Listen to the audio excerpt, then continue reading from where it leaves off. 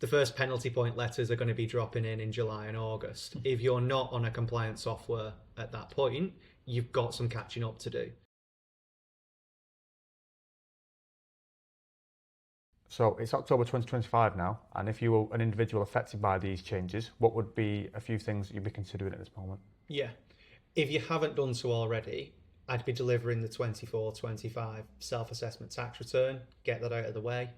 It's really important to know when these changes are actually going to affect you.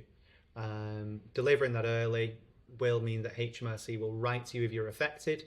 Delivering it through an accountant means that an accountant should be able to advise you on whether MTD affects you and when it will impact you from. Okay. And Alan, anything you want to add to that? Yeah, MTD is going to change a whole number of things for you as a self-employed or landlord. The way that you process your records, the way that you maintain financial record keeping. So start with what is your process today. How are you processing your transactions? Where do you get your source information? How do you get your source information?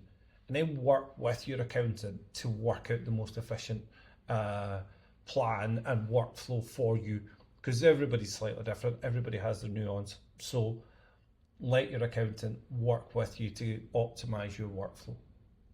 I think just jumping onto that, I think getting used to the idea of MTD early is really important. You know, the changes are going to come in from the 1st of April, as we've kind of covered. The first penalty point letters are going to be dropping in July and August. If you're not on a compliance software at that point, you've got some catching up to do. Yeah. Get your records into a compliance software early, get used to using that software early, and save yourself a headache come April.